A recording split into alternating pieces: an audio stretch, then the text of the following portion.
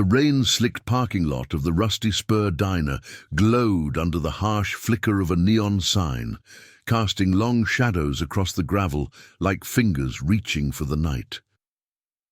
It was just past 8 on a Friday evening in the dusty outskirts of Willow Creek, where the highway hummed with distant trucks and the air carried the sharp tang of wet asphalt mixed with frying grease from inside. 8-year-old Lucas huddled against the diner's brick wall, his small frame shaking not just from the chill, but from the jeers echoing around him. He couldn't hear them, of course. His world was silent, a bubble of gestures and signs his single mother had taught him with patient hands, but he felt the cruelty in every shove, every mocking face pressed too close. A group of teenagers, no older than 16, circled him like wolves, their laughter sharp as broken glass. One yanked at his backpack, spilling crayons and a worn notebook onto the mud. Another mimed exaggerated ear-cupping gestures, twisting their faces into grotesque imitations of deafness. "Hey, dummy, cat got your tongue, or your ears?" the ringleader sneered, though Lucas only saw the lips moving, the spit flying, the threat in their eyes. The boy backed away, hands flapping in desperate signs for stop, but the bullies closed in tighter, one grabbing his collar and slamming him against the wall. Terror widened Lucas's eyes. He was alone, his mom inside finishing her shift, oblivious to the nightmare unfolding just beyond the window. From the diner's fogged-up booth in the corner, Ethan watched it all unfold through the rain-streaked glass. He was a broad-shouldered man in his late 40s, his leather vest patched with the faded emblem of the Iron Oath Riders, a coiled serpent around a broken chain, symbolizing bonds that time couldn't sever. Scars etched his knuckles like old road maps, and a faint limp spoke of a shrapnel wound from a forgotten war in the deserts overseas. Ethan nursed a black coffee, the steam rising like ghosts from his past, while his crew, 24 weathered bikers scattered across the diner, murmured over plates of burgers and pie. They'd rolled in an hour earlier, engines growling like thunder on the horizon, seeking refuge from the storm after a long ride from the coast. Ethan had seen enough broken souls in his life to recognize the spark of injustice. It pulled at him like an old tether, reminding him of the promise he'd made decades ago to a brother in arms. "We look out for the ones who can't fight back. That's our oath." He set his mug down with a quiet clink, the sound lost in the diner's hum, and rose without a word. His chair scraped back, drawing eyes from his men, Jake with his salt and pepper beard and steady gaze, Marcus, the quiet veteran who nursed his own ghosts, and the others, a family forged in chrome and loyalty, not blood. The door swung open with a jangle of bells, letting in a gust of rain that scattered napkins across the counter. Ethan stepped into the downpour, his boots crunching gravel, water beading on his beard like unshed tears. The bullies froze mid-taunt, their smirks faltering as he loomed in the headlights of a parked semi, a silhouette cut from shadow and resolve. Lucas's eyes locked on him, wide with a mix of fear and fragile hope. "Back off," Ethan said, his voice low and gravelly, carrying the weight of storms weathered. The ringleader puffed up, shoving Lucas aside to square off. "Mind your business, old man. This ain't got nothing to do with you." But Ethan didn't flinch. He simply extended a hand toward the boy, palm up in a universal gesture of safety. The rain drummed on his jacket, syncing with the pounding of his heart, a rhythm that echoed the motorcycles idling behind him. One by one, the diner door creaked open again, Jake first, then Marcus, then the rest of the Iron Oath, standing shoulder to shoulder in silent formation. No shouts, no threats, just their presence, a wall of leather and ink against the night, engines rumbling to life like a awakening beast. The bullies exchanged uneasy glances, the fight draining from their postures as the reality sank in. They weren't facing one man, but a brotherhood bound by something deeper than fists. Lucas stumbled forward, clutching his soaked notebook to his chest, his small fingers signing "thank you" in frantic bursts. Ethan knelt to his level, ignoring the mud soaking his jeans, and nodded once, a silent vow exchanged in the language of the overlooked. "You're safe now, kid," he murmured, though he knew the boy couldn't hear. Inside, the diner's warmth beckoned, but Ethan lingered, watching as his crew formed a loose perimeter, their eyes scanning the lot like guardians of an ancient rite. The ringleader muttered a curse and backed away, his friends scattering into the rain like leaves in the wind. But this wasn't just about one night. Ethan's mind drifted to the call he'd ignored for years, the letter from his late commander's widow tucked in his saddlebag. "Fulfill the oath," it had read. "Protect the innocent, no matter the cost." Tonight, in the face of these boys' casual cruelty, that promise stirred like embers in the wind, hinting at a ride that would test them all. As the storm eased to a drizzle, Ethan guided Lucas back toward the diner door, the boy's hand tentative in his calloused grip. The crew parted like a respectful honor guard, their silence louder than any roar. Inside, the waitress, Lucas's mum, her name tag reading Clara, rushed forward, her face paling at the sight of her son's disheveled state. "What happened?" she gasped, pulling him into a hug. Ethan met her eyes, his expression steady. "Nothing that won't heal. But these boys—" He glanced at the crew, who had resumed their seats, but kept a watchful eye. "They made a mistake messing with him. We're making sure it don't happen again." Clara's gaze softened, tracing the patches on their vests, seeing not outlaws, but unlikely saviors. She signed to Lucas, her hands flying with relief, and the boy beamed up at Ethan, pointing to his ear and shaking his head in exaggerated thanks. Word spread fast in Willow Creek, a ripple in the pond of small-town whispers. By morning, the sheriff's cruiser would pull up, drawn by complaints from the Bullies' parents, but Ethan knew the law here was tangled in favors and blind eyes. His crew had faced worse: corrupt badges in border towns, systems that chewed up the vulnerable and spat out excuses. As they finished their meal, engines purring outside like patient hounds, Ethan felt the pull of destiny tightening.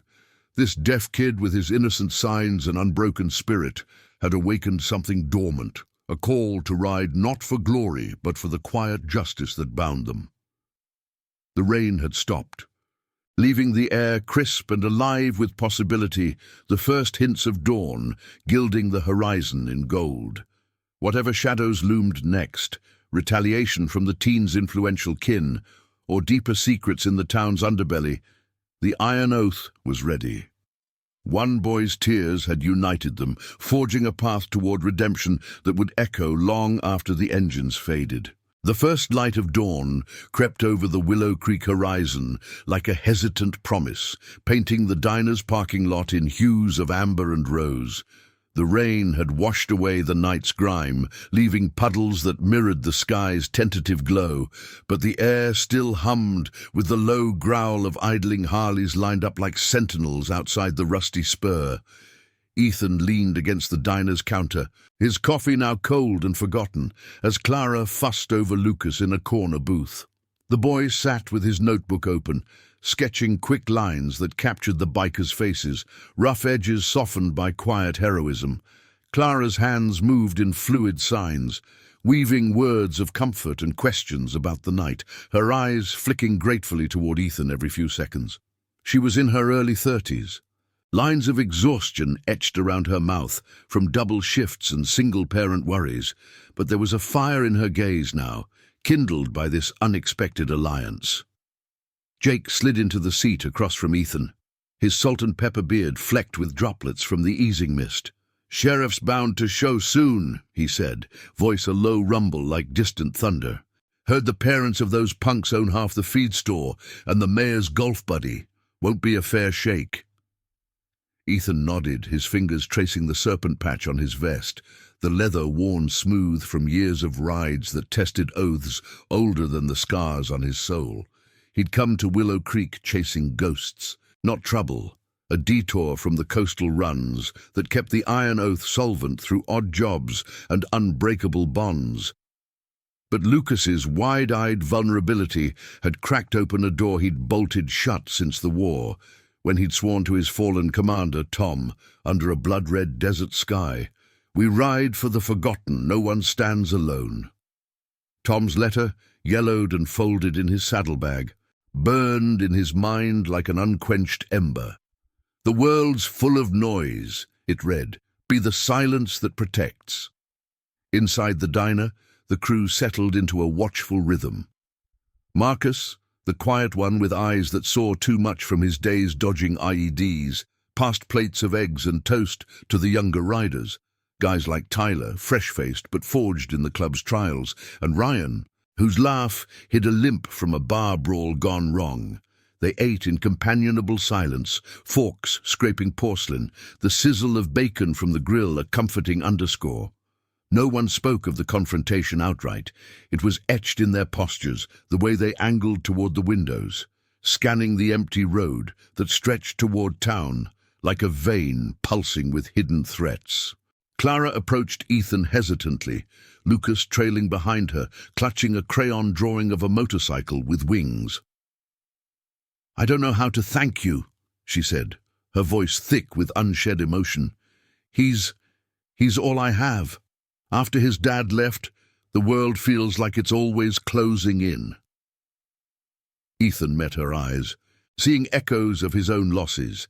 The wife who'd walked away when the nightmares got too loud, the brother lost to the sands. "No thanks needed," he replied, his tone steady as an anchor. "We ride for kids like him. Always have." The bell above the door tinkled sharply, shattering the fragile peace. A man in a crisp khaki uniform stepped in, badge glinting under the fluorescent lights. Sheriff Harlan, his face a map of small-town authority, jowls tight with practiced sternness. Behind him loomed two deputies, hands resting near holsters, the scent of gun oil mingling with the diner's coffee aroma. Conversations hushed, the crew's forks paused mid-air. Harlan's gaze swept the room, landing on Ethan like a spotlight. "I heard there was some commotion last night," he drawled, his southern twang laced with implication. "Bunch of out-of-towners scaring local kids. Parents are riled up, say their boys were just horsing around when you bikers decided to play vigilante." Lucas shrank against Clara, his small hands signing scared in rapid flickers, but Ethan rose slowly, his presence filling the space without aggression. "Just horsing around." Ethan's voice was calm, but it carried the weight of gravel under tires. "Shoving a deaf kid into the mud, mocking him till he trembled. That's your idea of fun in Willow Creek?" Harlan's eyes narrowed, flicking to the boy's pale face, then back. "Allegations, mister. No proof. And you lot? Iron Oath Riders. Got a rep for stirring pots from here to the border. Best if you finish your breakfast and hit the road." Jake stood then, flanked by Marcus and the others, their chairs scraping in unison. A silent chorus of solidarity. The deputies shifted, fingers twitching, but the bikers held their ground. No fists raised, just an unyielding wall of leather and resolve. Clara stepped forward, her voice gaining strength. "I saw it all from the window. Those teens were hurting my son. These men stopped it. If anyone's leaving, it's not them." Tension coiled in the air like smoke from a backfiring engine, the diner's clock ticking louder in the standoff. Harlan's jaw worked, weighing the optics, a diner full of witnesses, a mother's plea, and a crew that looked more like guardians than gang. He knew the Iron Oath's code. Whispers from other towns spoke of their quiet interventions, pulling families from the brink without a trace of chaos. But local power played by different rules, greased by donations and old boys' clubs. "This ain't over," he muttered, turning on his heel. "I'll be watching." The door slammed behind him, the bells jangle fading into the morning hum. Ethan exhaled, the knot in his chest easing slightly, but he knew this was just the opening salvo. The sheriff's retreat smelled of calculation, not defeat, likely a call to higher strings in the county, where corruption festered like rust on chrome. As the sun climbed higher, gilding the Harleys in warm light, Clara pulled Ethan aside near the counter. Why help us? Strangers like that. Most folks look the other way. He glanced at Lucas, now coloring with Tyler, the boy's laughter silent but bright in his eyes. Made a promise long ago, Ethan said softly, the words tasting of desert dust and lost comrades. To stand for the ones silence swallows. Your boy's got a light, won't let it dim. She nodded, tears glistening, and pressed a thermos of fresh coffee into his hands, for the road, whatever comes next. Outside, engines revved to life, a symphony of loyalty that drowned the town's murmurs. But as they mounted up, Ethan spotted a black SUV idling at the lot's edge, unmarked, watchful, hinting at shadows deeper than a sheriff's grudge. The ride ahead would test the oath's fire, pulling them into Willow Creek's undercurrents, a web of favors owed, secrets buried, and a boy's innocence at its heart. The convoy rolled out, dust rising like a vow unspoken, bound for justice that whispered louder than the wind. The black SUV trailed at a discreet distance as the Iron Oath convoy thundered down the cracked asphalt of Highway 17, the morning sun slicing through the pines like golden blades. Dust devils swirled in their wake, carrying the scent of sun-warmed earth and exhaust, a gritty perfume that clung to Ethan's jacket as he led the pack. His Harley vibrated beneath him, a steady pulse sinking with the unresolved tension knotting his gut. Willow Creek shrank in the rearview mirror, but its shadows stretched long. Harlan's parting glare, the SUV's tinted windows, the unspoken threats woven into the town's fabric. Lucas's drawing, tucked into his vest pocket, felt like a talisman. A simple sketch of wings on chrome, a child's faith in flight from fear. They'd ridden barely 10 miles when Ethan signaled a pull-off at an overgrown rest stop, the kind forgotten by maps, ringed by rusted picnic tables and weeds clawing at the pavement. The engines cut to a hush, leaving only the whisper of wind through the trees and the distant cry of a hawk circling overhead. Jake killed his bike first, swinging a leg over with the ease of a man who'd danced this routine 100 times. That tale's no coincidence, he said, nodding toward the highway where the SUV had slowed, feigning interest in a faded billboard. Marcus dismounted silently, his eyes scanning the tree line, hands flexing as if gripping invisible reins from his soldier days. The crew formed a loose circle, 24 strong, their vests a patchwork of stories, faded flags, crossed rifles, the serpent emblem uniting them like threads in a frayed tapestry. Ethan leaned on his handlebars, the metal warm under his palms, and met their gazes one by one. Tyler, the youngest at 25, shifted uneasily, his fresh ink still shiny under the sun. Ryan cracked his knuckles, a habit from nights when silence failed to soothe. "Harlan's not done," Ethan said, his voice carrying clear over the rustling leaves. "Town like that, power don't bend easy. Those kids' folks got pull. Maybe ties to county brass, old debts that buy blind eyes." He paused, the weight of Tom's letter pressing against his chest like an anchor. The promise echoed in his mind. Protect the forgotten. Stand when the world turns deaf. Lucas's face, pale and signing gratitude, had reignited it, turning a simple stop at the diner into a crossroads. "We ride back in. We do it smart. No charges, no badges pinning us for intimidation. But that boy, he don't deserve their version of justice." Clara's call had come through Jake's burner phone just as they geared up, her voice tight with worry over the crackle of the line.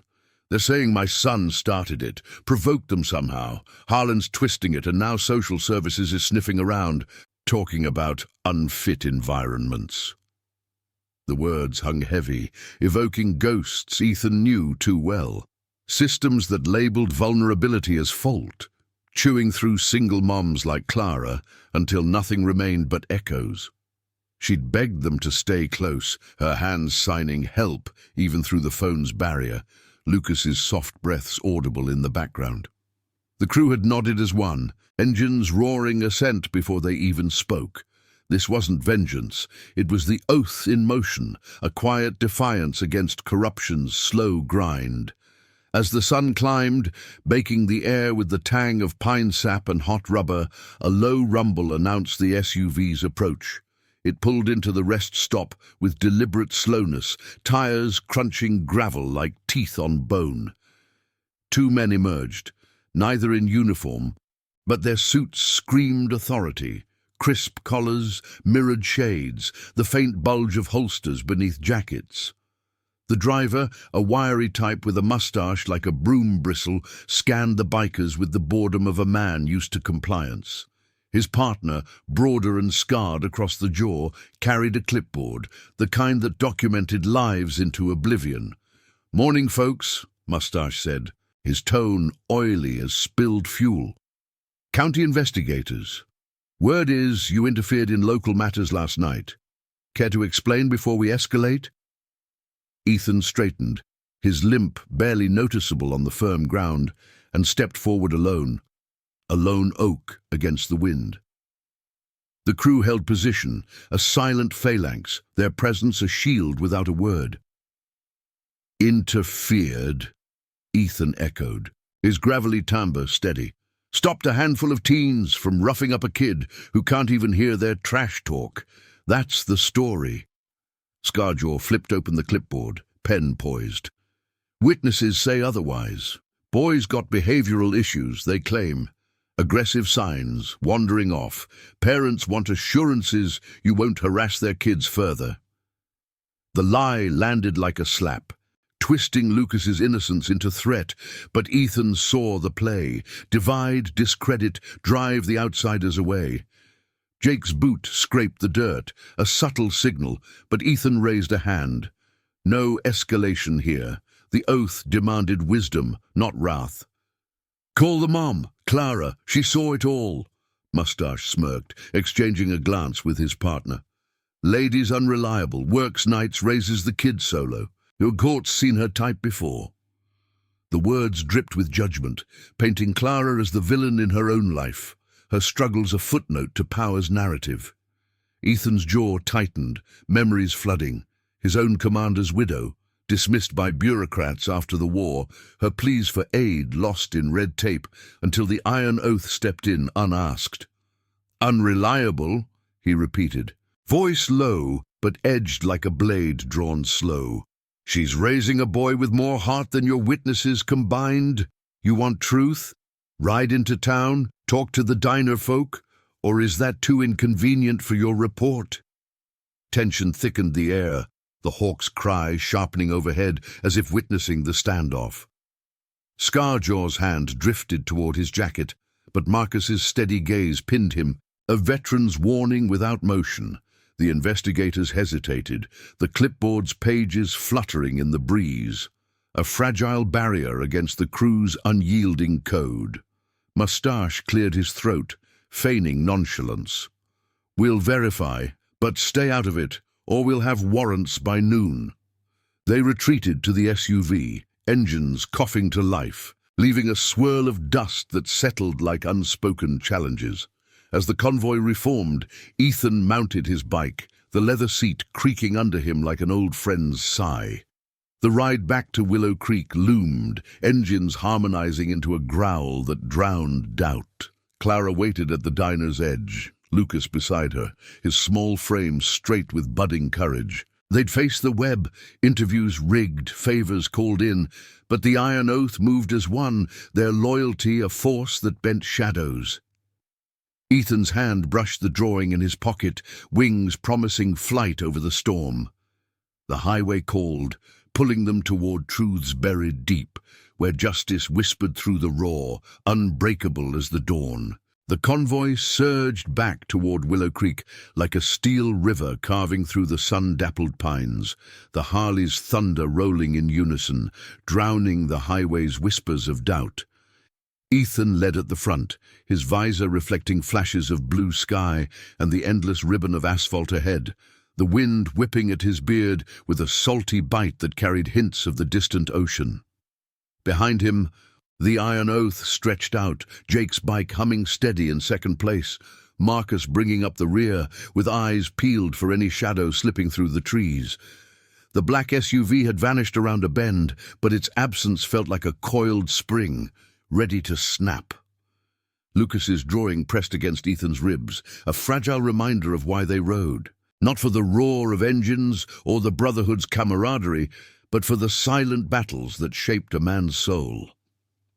As Willow Creek's faded welcome sign loomed, its paint chipped like old promises, the group throttled down, engines growling to a murmur as they veered toward the rusty spur. Dust from the gravel lot settled in lazy clouds, the diner's neon sign now a beacon under the midday glare, its open flicker casting erratic shadows on the brick facade. Clara stood outside, arms wrapped around Lucas, her face a mask of weary resolve etched by the morning's toll. The boy spotted the bikes first, his eyes lighting up as he tugged at her sleeve, hands dancing in excited signs. They came back. She nodded, relief softening the tension in her shoulders. But her gaze darted to the empty road, as if expecting Harlan's cruiser to materialize from the heat haze. Ethan killed his engine first, the sudden quiet amplifying the crunch of boots on gravel as the crew dismounted. Tyler and Ryan hung back by the bikes, wiping sweat from their brows with tattooed forearms, while Jake approached Clara with a nod that spoke volumes, no words needed in this family of chosen kin. "Any trouble while we were out?" Ethan asked, his voice low, gravelly from the wind's assault. Clara shook her head, but her fingers twisted the hem of her apron. "Just calls. Social worker named Ellis. Says she's coming by afternoon to assess the home. Harlan's doing, no doubt. Twisting my shifts into neglect, like I'm the one who needs fixing." Lucas clung to her leg, his small face upturned, signing scared with trembling hands. Ethan's chest tightened. He saw Tom's widow in her eyes, the same quiet desperation that had driven him to honor a battlefield vow years ago, when sand and shrapnel had stolen his commander, but not his word. Inside the diner, the air hung heavy with the scent of cooling coffee and lingering bacon grease, the lunch rush sparse under the weight of town gossip. The crew claimed their corner booth again, plates of sandwiches passed around like communions, but eyes stayed sharp on the windows. Marcus sketched idly on a napkin rough outlines of the SUV's profile, while Tyler regaled Lucas with exaggerated bike stories, mimicking engine roars with pursed lips to bridge the silence. The boy giggled, a soundless joy that cut through the tension like sunlight piercing clouds. Ethan sat with Clara at the counter, the worn stool creaking under his weight. "Tell me about Ellis," he said, stirring sugar into a fresh mug she poured without asking. Her hands paused mid-pour, steam curling like secrets between them. "She's new to the county, but whispers say she's tight with the mayor's crowd. Last year, she pulled a kid from a good home over concerns. Family had crossed the feed store owners. Coincidence, right?" The bell jingled mid-sentence, and in walked Ellis herself, a woman in her 40s, clipboard clutched like a shield, her sensible skirt and blouse screaming institutional grey. Her heels clicked sharply on the linoleum, echoing like judgments unspoken, and she zeroed in on Clara with a smile that didn't reach her eyes. "Mrs. Harlan? No, wait, you're Clara Reed. I'm here for a routine visit regarding Lucas." The sheriff's name slipped out like a Freudian echo, and Ethan's gaze sharpened, coincidence or threads pulling tighter. Clara straightened, signing to Lucas to stay with Tyler, her voice steady despite the tremor in her fingers. "Routine? After one night? My boy's fine, better than fine thanks to these folks." Ellis's eyes flicked over the bikers, lips pursing at the serpent patches, the ink peeking from collars. "Associates can complicate things. We're concerned about influences, stability for a child with special needs." Ethan rose slowly, his shadow falling across the counter like a protective veil, but he kept his tone even, laced with the quiet authority of a man who'd stared down worse than bureaucracy. "Special needs?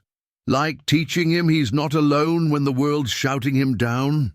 Ellis adjusted her glasses, pen tapping the clipboard, a rhythmic tick betraying her unease. "This isn't about you, sir. Iron oath, isn't it? Records show your group's history with authorities. Best if you let us handle family matters." Jake leaned in from the booth, his voice a rumble.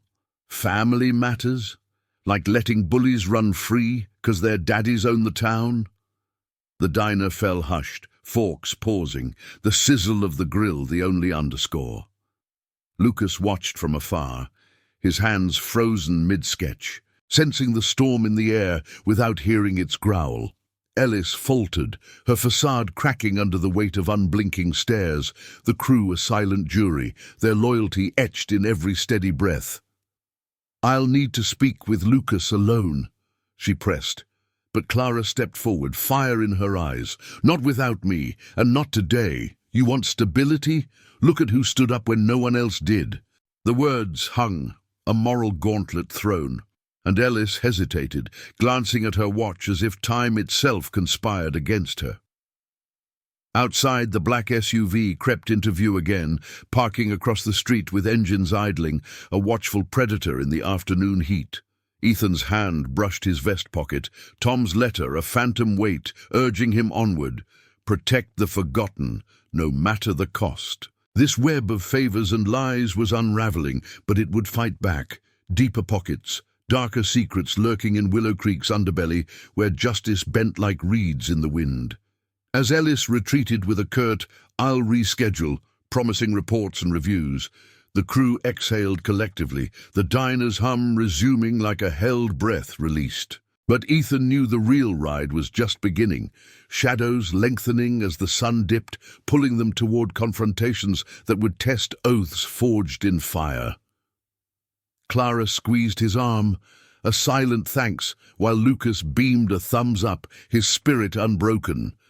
The engines would roar again soon, carrying them into the heart of corruption, where redemption waited not in victory, but in the unyielding stand for one boy's light. If this chapter's stirring something in you, the quiet power of standing up, hit that like button below. It helps these stories reach more ears in need of hope. The afternoon sun hung low over Willow Creek, like a watchful eye, casting elongated shadows across the Rusty Spur's parking lot that danced with the flicker of heat waves rising from the asphalt. The air thickened with the scent of cooling tar and wild honeysuckle from the roadside ditch. A deceptive calm after Ellis's clipped departure. Ethan stood by the diner's window, his broad frame silhouetted against the glass, fingers drumming a slow rhythm on the sill as he watched the black SUV peel away toward the town's heart. Its taillights blurred into the haze, but the knot in his stomach twisted tighter, harbingers of deeper entanglements, where small-town favors coiled like the serpent on his vest. Inside, the crew had scattered to quiet tasks. Jake polishing his handlebars with a rag that smelled of oil and memory, Marcus murmuring low reassurances to Clara as she wiped down the counter with mechanical strokes. Lucas perched on a stool, his crayons scattered like fallen leaves, sketching a new scene. A circle of bikes encircling a small figure, wings sprouting from the wheels. Clara's hands trembled slightly as she refilled coffee mugs, the porcelain clinking softly in the diner's hush. "She'll come back with papers," she whispered, her voice laced with the exhaustion of battles fought alone. "Forms that say I'm failing him, that he needs better care. Code for shipping him off to some state home where signs are just noise." Ethan's gaze softened, tracing the lines of worry etched into her face. Mirrors of his own ghosts from nights when war's echoes had hollowed him out. He'd buried that pain under miles of highway, but Lucas's unyielding spark, signing friends with broad, joyful sweeps, had unearthed it, demanding he honor the vow to Tom. Stand for the silenced, weave silence into shields. "Not on our watch," he replied, his gravelly tone steady as bedrock. "We've tangled with types like Ellis before, puppets on strings pulled by folks who own the rules. We'll cut those strings." As the clock ticked toward 4, The diner's bell jangled with uninvited urgency. In strode Harlan himself, flanked by Ellis and a third figure, a slick-haired man in a tailored suit, his tie loosened like a noose half-tied, carrying a leather briefcase that screamed boardroom leverage. The sheriff's khaki uniform strained at the seams, his badge catching the light like a false promise, while Ellis clutched her clipboard tighter, eyes darting to avoid the crew's unblinking stares. The suited man, Victor Lang, as he'd introduce himself with a practiced smile, scanned the room like a predator sizing up territory, his gaze lingering on the serpent patches with thinly veiled disdain. Conversation stuttered to a halt. Tyler paused mid-bite of his sandwich, Ryan's fork hovering, the sizzle of the grill fading into tense silence. Lucas froze, crayon mid-stroke, his small body tensing as if sensing the shift in the air's current. "Read," Harlan barked, ignoring Clara's flinch as he planted himself at the counter. "This gentleman's from the County Oversight Board. Serious complaints here. Your boys drawing unwanted attention, stirring up outsiders." Victor stepped forward, briefcase snapping open with a click that echoed like a gavel. "Mrs. Reed, we're offering assistance, a temporary placement for Lucas at our Willow Creek Youth Center. Stable environment, professionals who understand, challenges." His words dripped with false concern, masking the undercurrent of coercion, the center a known funnel for kids funneled into foster systems greased by local donors, like the Bullies families. Clara's face paled, her hands flying to Lucas in protective signs. "Stay close." The boy clung to her, eyes wide. But Ethan saw the flicker of fear, a shadow over his light. Ethan moved then, his boots thudding softly on the linoleum as he positioned himself between them and the counter, a human barrier forged in desert trials. The crew rose as one, chairs scraping in unison, a symphony of quiet resolve that filled the space without a shout. Jake's hand rested on the booth's edge. Marcus's eyes locked on Harlan's holster, their presence a wall of leather and loyalty, unyielding yet restrained. "Assistance?" Ethan echoed, his voice low, carrying the rumble of engines idling in wait. "Or punishment for a mom holding down 2 jobs while your stable town lets kids get jumped in parking lots?" Victor's smile faltered. Briefcase papers rustling as he pulled out a document, fictional citations of disruptive behavior, twisted reports from the Bullies' parents painting Lucas as the instigator. "This is procedure, sir. Iron oath or not, you can't intimidate officials." The air crackled with unspoken stakes, the diner's fluorescent hum underscoring the standoff like a tense film score. Clara stepped up, her voice gaining steel. "My son didn't start anything. Those teens, they hurt him.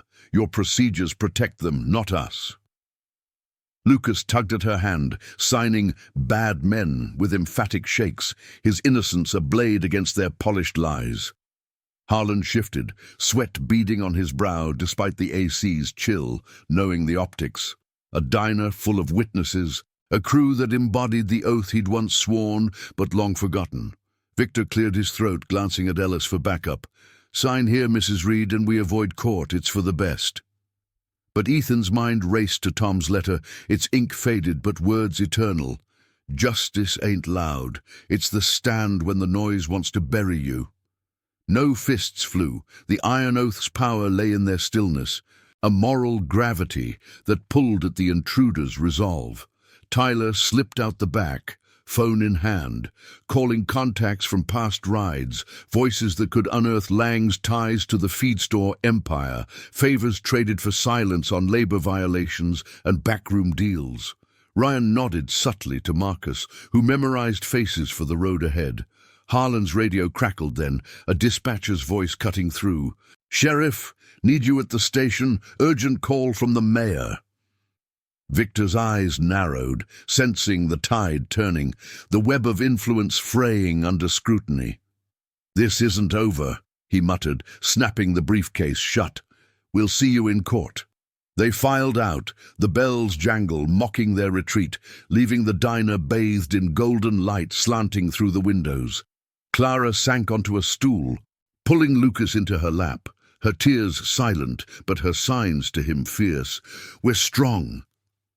Ethan knelt beside them, his scarred hand gentle on the boy's shoulder. "You both are. And you've got us now, family that rides through storms." The crew resumed seats, plates passed anew, but the air buzzed with purpose.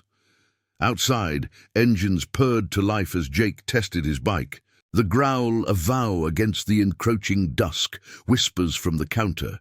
Townfolk who'd overheard, nodding approval, hinted at cracks in the facade, allies emerging from the shadows. Yet Ethan knew the true test loomed, a hearing rigged in county chambers, where Lang's strings pulled judges like puppets. Tom's promise burned brighter, urging them forward, not into chaos, but into the quiet unraveling of corruption, where one boy's unheeded cries could echo into redemption for them all. As twilight crept in, painting the horizon in bruised purples, the convoy prepared to shadow Clara home, a modest trailer on the town's edge, vulnerable under streetlights that flickered like uncertain hopes. Ethan mounted his Harley, the leather creaking like an old confession, Lucas waving from the diner's steps with a drawing clutched tight, bikes as guardians, unbreakable. The road ahead twisted toward confrontation, but in that moment, under the fading sun, the iron oath stood as one, loyalty's engine revving against the dark, carrying light through the gathering night. The trailer park on Willow Creek's outskirts huddled under a canopy of sagging oaks, their leaves rustling like hushed secrets in the evening breeze. Streetlights buzzed faintly, casting pools of amber light that barely pierced the gloom, while the distant hum of Highway 17 carried the faint growl of passing semis. Ethan's Harley idled at the entrance, its engine a low thrum syncing with the pulse of the night as the Iron Oath convoy formed a protective arc behind him. Clara's modest, single-wide, sat at the end of a gravel path, its windows glowing warm against the encroaching dusk, a beacon of fragile normalcy amid the town's brewing storm. Lucas peered from the doorway, his small frame silhouetted, hands waving broad signs of welcome that cut through the shadows like silent fireworks. Clara stood beside him, her apron traded for a worn cardigan, exhaustion lining her face, but resolve stealing her posture. Ethan dismounted first, boots crunching the loose stones as he approached, the crew fanning out to perimeter the lot, Jake and Marcus taking the flanks, Tyler and Ryan scanning the tree line with the vigilance of sentinels. The air smelled of damp earth and faint wood smoke from a neighbor's fire pit, a grounding scent that contrasted the metallic tang of tension lingering from the diner's clash. "They'll come tonight," Clara said softly, her voice barely above the wind's whisper as she signed the words for Lucas. Lang called, said the hearing's tomorrow, but papers need signing now. Emergency placement, they claim. Ethan's jaw set, the scars on his knuckles whitening as he clenched a fist. Tom's letter, a phantom weight in his vest, its words etching deeper, protect the forgotten, let no silence swallow them whole. This wasn't just about one boy anymore. It was the oath incarnate, a stand against the corrosion eating at Willow Creek's core, favors traded like currency, innocence bartered for influence. Inside the trailer, the space was a testament to quiet endurance. Mismatched furniture patched with care, walls adorned with Lucas's drawings, vibrant bursts of color depicting bikes and boundless skies. The crew squeezed in, their leather creaking against the worn couch, filling the room with a presence that turned vulnerability into fortress. Jake pulled a thermos from his saddlebag, pouring steaming coffee that filled the air with bitter warmth, while Marcus knelt to Lucas's level, demonstrating a simple sign for safe with steady hands, the boy's eyes lighting up in mirrored understanding. Ethan paced the narrow kitchen, phone buzzing with updates from Tyler's contacts, whispers of Lang's ledger, hidden ledgers tying the oversight board to the feed store's underhanded dealings, from skimmed wages to pressured land sales that displaced families like Clara's. The knock came sharp at 8, shattering the fragile piece like glass under boot. Through the peephole, Victor Lang loomed with Harlan at his side, Ellis trailing with her clipboard, and two deputies gripping flashlights like weapons. Ethan's hand went to the door, opening it just enough to frame his silhouette. The crew rising behind him in a ripple of unspoken solidarity. "Evening," Lang said, his suit rumpled now, tie askew, the briefcase a shield held too tight. "Mrs. Reed, time's up. Court's pre-authorized. Lucas comes with us, for his protection." Harlan's eyes flicked over the bikers, a smirk twitching, but it faltered under the weight of their gaze. The serpent emblems gleaming like warnings in the lamplight. Clara stepped forward, Lucas tucked behind her, his hands clutching her leg in silent plea. Protection. From what? Truth. Her voice cracked, but held, fueled by the fire the iron oath had kindled. Ethan didn't move, his voice emerging low and unyielding, carrying the gravel of roads travelled and promises kept. "You want the boy. Over our oath first." Lang thrust the papers forward, ink still wet on lines demanding signatures that would sever mother from son. "This is law, not some biker code. Sign, or we take him now." But Jake's phone chimed then, a recording pulled from diner patrons, clear audio of the Bullies' jeers, timestamps aligning with the night's horror, voices unfiltered and damning. Tyler had amplified it through old allies, a digital arrow piercing the facade. Harlan's radio crackled again, dispatcher's tone urgent. "Sheriff, stand down. Mayor's office on line 1. Feds sniffing around those feed store books." Lang's face drained of color, the briefcase slipping in his grip as the web unraveled. Tips from anonymous sources. The Iron Oath's network of veterans and reformed souls who'd faced similar shadows, feeding details to watchful eyes beyond the county. Ellis backed away, clipboard trembling, her alliance fracturing under the moral weight.